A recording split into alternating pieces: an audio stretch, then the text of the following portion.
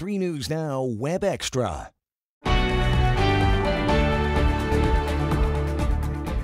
First of all, thank you so much for joining us for our first Coffee with the Chief. Thanks for being here. Thanks for inviting me. Thanks for letting me be here. We want to start with Ryan Lausten because it has been over 2 months since he disappeared. He was 11 years old, walked out of his school, basically not seen since. What can you tell us about the investigation now?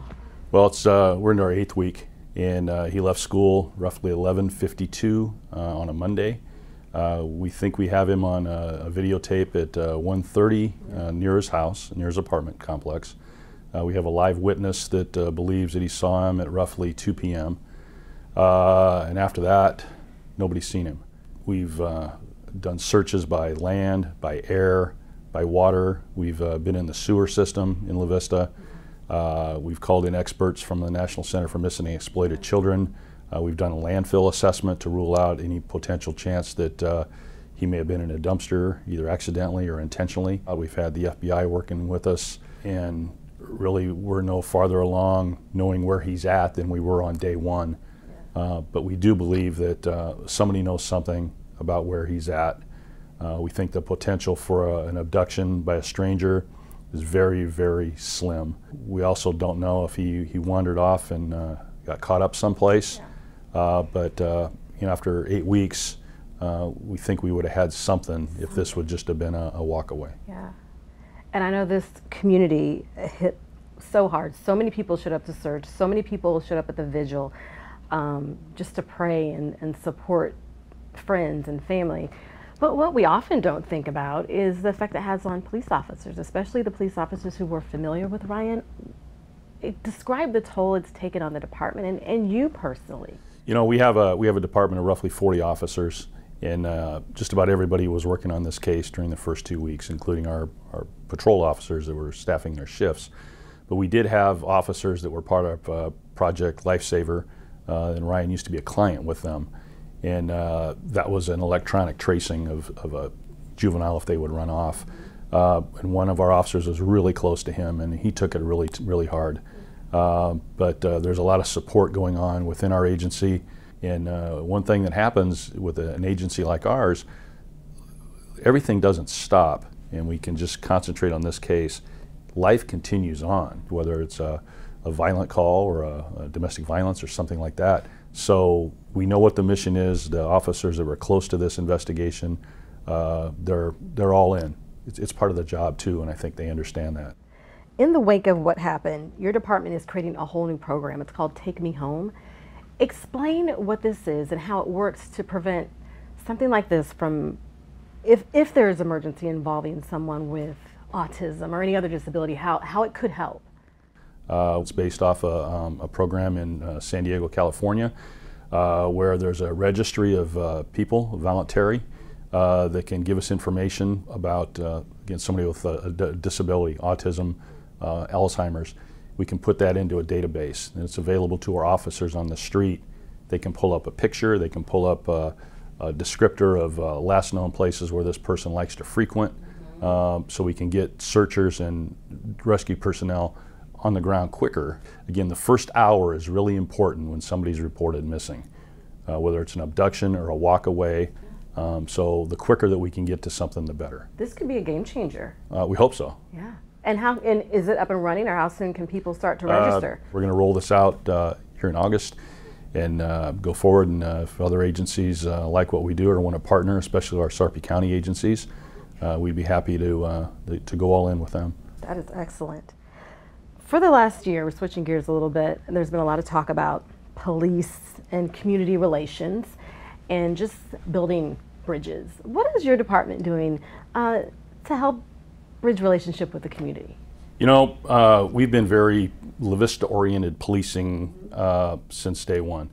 And we continue our festivals, we continue our interaction. We had our baseball card program we rolled out again last year after 20 years.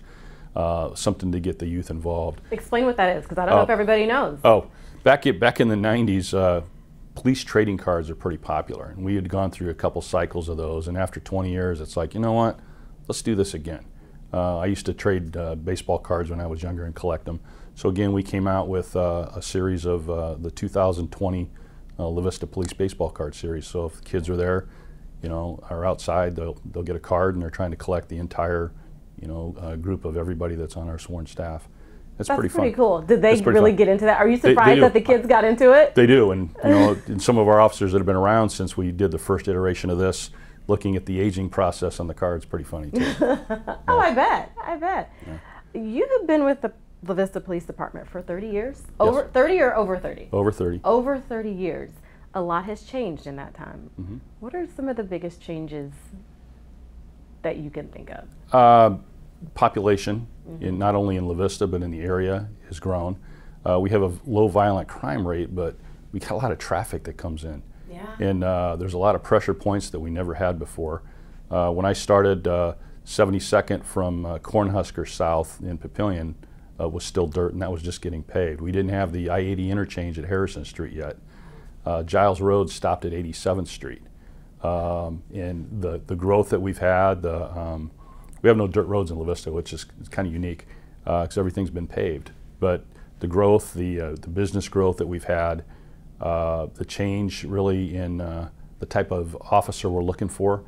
Back in the day, in the 90s, you had veterans that had been in Vietnam. You had veterans that were police veterans that were from a different culture and from a different time. Now we have the Gen X and the Gen Y and the Gen Z kids that are in our department, and you still have some older officers, but it's a different mindset, I think, that you got to go through, and you have to be a combination, guardian and protector. Wow. So how has that changed your job? Knowing and how to, back in the 90s and the 2000s, everybody wanted to work overtime. And now when we have traffic grants or shifts that got to stay, some of the people today are more interested in the time off and spending time with their family than they are when they have to fill some things in. So it makes it a little bit difficult when we want to do extra things.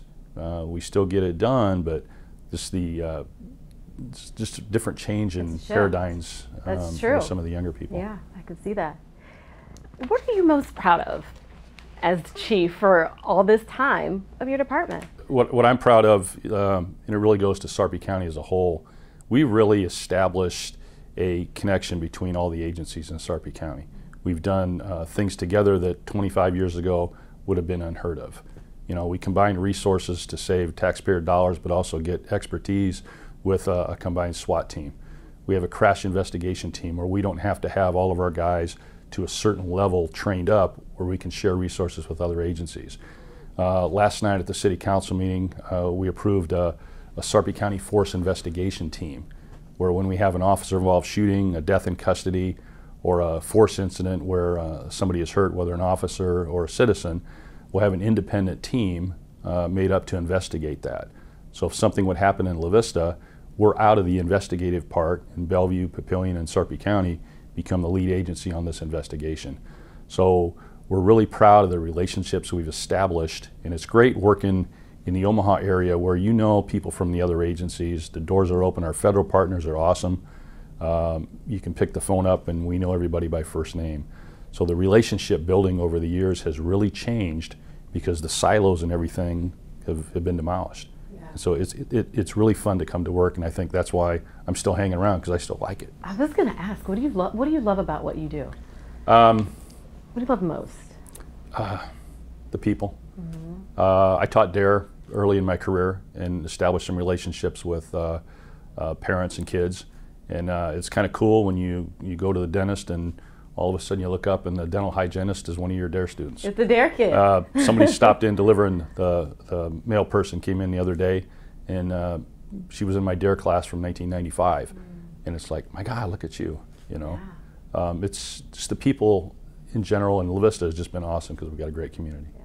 You just mentioned this. You've been with the chief for over 30 years, in the department, rather, but you don't plan to retire yet. Have you thought about it? Oh, I think about it every day. Oh, you do? You got to get a plan going together. Yeah. But personally, I think I'm 5 years out because I'm still playing competitive softball with a senior league team. We're still active with grandkids. There's just so many things that you want to do, and I don't know what else I would do after this long. And I'm not somebody that can just stop and do nothing. I'm going to have to stay active, and if I like what I'm doing, why not just continue what I do and continue on? Exactly. As long as they still want me. And I feel like they do. Yeah. I feel like they do. Is there anything you want people to know about La Vista Police Department that we did mention today? We're accessible, whether by a phone call or a wave and a pullover to talk. Our guys care. Our ladies and men that work our department know what our history is. We've tried to establish ourselves as one of the most progressive and professional suburban law enforcement agencies in Nebraska, and I think we're pretty close to that. And our people care. So if we said anything about our department and our personnel, is we care. We really do. That matters. Yeah, it does. So this is coffee with the chief. Is this how you start out your day every day? Do you start with coffee? Start off with coffee, and I go till about 2 in the afternoon. Yeah. All day. All day, and after 37 years in the business, one of the things that when I came back here from California, the lack of donut shops back in 1990, it really just kind of bugged me. It's like we didn't have Krispy Kremes. There wasn't a Winchell anywhere near here. And I'm used to that in California because you'd roll up and get coffee and you'd talk to officers from other agencies and exchange information.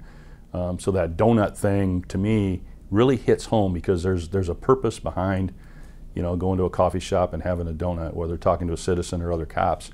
We didn't have that here. But now there's enough resources that we have where any progression you talk about in the last 30 years, the ability of donut shops and coffee places, it's awesome. It's awesome. Well, we think you're awesome. Thank you so much for your time today. Appreciate it. Thanks for having me. You.